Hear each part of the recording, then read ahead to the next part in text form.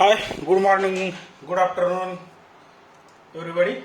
Myself, Chandu Kotangale. We are going to study today the IR spectroscopy. Friends, we know that IR spectroscopy. What is the region of this IR spectroscopy? The region of the IR spectroscopy is in between the 4000 to 400 centimeter inverse, or in 700 nanometer to 1 nanometer frequency range, and frequency range is for 430 gigahertz to 300 gigahertz. This is the frequency region of this IR electromagnetic radiation. We already studied about the electromagnetic radiation spectrum. So what is the IR spectroscopy? Infrared spectroscopy. IR spectroscopy is the infrared spectroscopy. That is also called as the vibrational spectroscopy. Vibrational spectroscopy. Why vibrational spectroscopy? Because the vibrations of the molecules, we know that already every molecule is always in the vibration. Molecule, I am talking about the molecule, not the atom, because due to this bonds are fluctuating all the time. Every time these bonds are fluctuating, therefore this spectroscopy is also called as the vibrational spectroscopy. There are number of vibrations present in the particular kind of molecule, and we will study about the which modes of these vibrations are IR active, or which modes of these vibrations are other spectroscopically active, like Raman spectroscopy and rotational spectroscopy, like that. Then what is the basic condition to have the molecule, any molecule have the IR active molecule? IR active molecule, to have the IR active molecule, there must be the change in dipole moment. Please remember that. What is the basic principle of IR spectroscopy? The molecule, those are having change in dipole moment, that are the IR active. Now, how the molecules are having the change in dipole moment? We know that the molecules are made up of the charges. Suppose A plus partial charge, B minus partial charge. Now this partial charge molecules, or these bonds, or this atom and this atom, they are always fluctuating. Now this dipole moment is what? Dipole moment is the product of separation of charges. Suppose we know that this molecule A and B, those molecules are having the partial sum of the charges, like plus delta and minus delta. There is the bond. When there exists the dipole moment in this molecule, the dipole moment is mu bar, or mu is equal to R into Q. Q is what? Q is the charges, and R is what? This equilibrium distance. R is the equilibrium distance, the product of separation of charges, distance between the two atoms and charges upon it, that give the dipole moment in the molecule. That gives the dipole moment.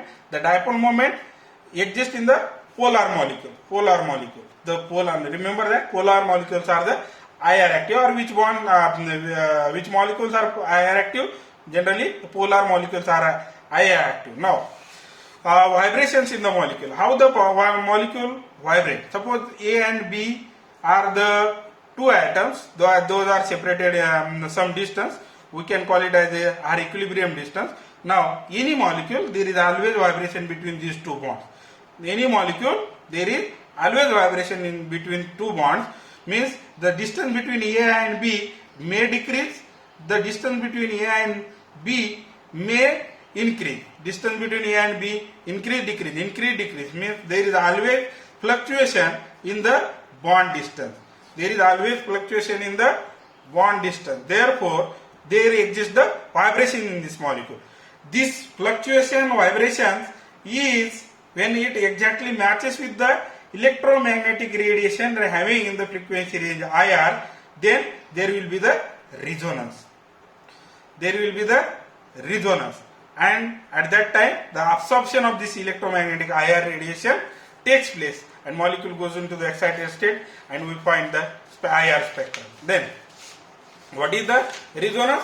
When the IR frequency the frequency of this bond, A and B bond, frequency of this fluctuating bond matches with the radiation, that is called as the IR, IR resonance. Now, if you consider there are two types of vibration present in any kind of molecule.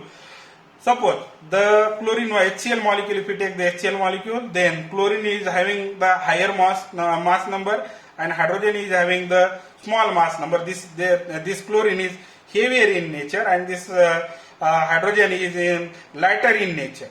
Heavier in nature and lighter in nature. In such a case, this chlorine atom is supposed to be the rigid atom, and this hydrogen atom fluctuates, go and comes back, and this hydrogen atom fluctuates. If there are two atoms, those are having the equal mass number or similar weight, at that time the fluctuating of the two atoms or the bond is taking place simultaneously, and that is called as the coupled fluctuation, and this is called as the decoupled fluctuation.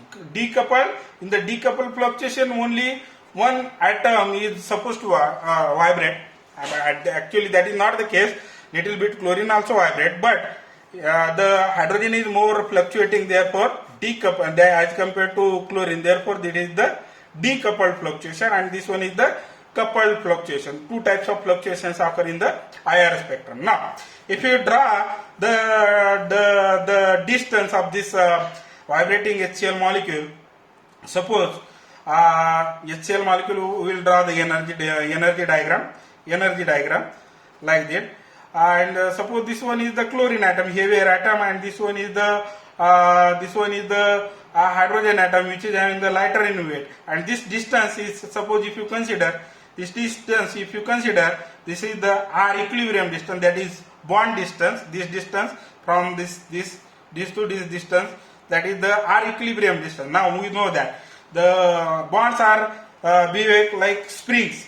We know that springs, if we compress and release the spring, it will fluctuate like that. Now, if you push the bond, this hydrogen this side, then what will go? This hydrogen will go up to here, and this chlorine will remain here only, and this hydrogen will go up to here, and this is the equilibrium distance, suppose initial distance. Next time this will go there, and the after going this distance from this to this changes, this distance changes. After releasing this, again it will not go to here, again it will go to this distance. Then again further if you compress more this hydrogen atom more, then this bond will be go there, and again after releasing it will go there. Then after second time, next time it will go here. If you release it, again it will go here. Next time if you more compress that hydrogen bond, then it will go here. Now if you draw the diagram of this one, this equilibrium distance, with the help of equilibrium distance, see the diagram will be like this. The diagram will be like this is the equilibrium distance, and the diagram will be like this. And further if we compress, the point will come, thus this HCl bond is broken out. The HCl bond will be broken out if you more compress it. Then this is the energy. See, the energy goes on increasing. It will supply more and more energy. The point will come, the bond will break. That is called as the dissociation energy from this equilibrium. Then we know that if you draw the energy level diagram of all this, we will get the different kind of energy level. The energy level of this one is higher than this one. This energy level is lower than this energy level. This energy level is lower than this energy level. We will get the number of energy level. We know that the quantization of the energy E is equal to H nu. This energy level will be different, and this energy level will be different. Up to when we can compress, or we can pull this bond within the elastic limit, that is called as the Hooke's law. What it says that within the elastic limit, the force is directly proportional to the distance minus kx. F is equal to minus kx. Remember the Hooke's law. The force is directly proportional. F is directly proportional to x, that is minus F is directly proportional to X, if we apply the force, therefore we are writing negative sign here. Therefore minus F is equal to Kx. We can write F is equal to minus Kx. If we remove this proportionality sign, we have to write K like that. This is the Hooke's law. Hooke's law, what it says that within the elastic limit is what? If you compress or if you pull the bond within the elastic limit, if you more pull the bond will be break. If you more compress the that bond, again the bond will be break. This is why due to there is a fluctuation in between the molecule, because we know that suppose this is the A molecule and this is the B molecule. Suppose this is the B molecule and this is the A molecule. You know that in A molecule there are number of electrons. Also in B molecule there are number of electrons. We know that the nucleus is positively charged.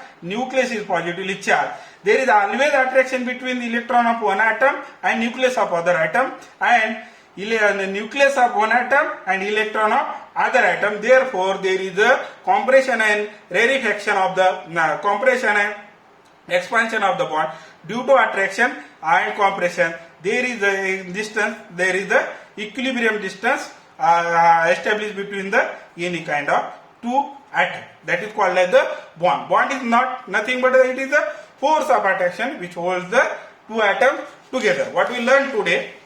Next time we will see the more things. What we learned today is in the IR spectroscopy, that is the infrared spectroscopy, that is having in the region of 4000 centimeter inverse to 400 centimeter inverse, or 700 nanometer other way around, 700 nanometer to 1 nanometer range, or 430 gigahertz to 300 gigahertz in the electromagnetic spectrum, that is the IR spectrum. What is the basic condition to have the molecule IR active? It must have the change in dipole moment.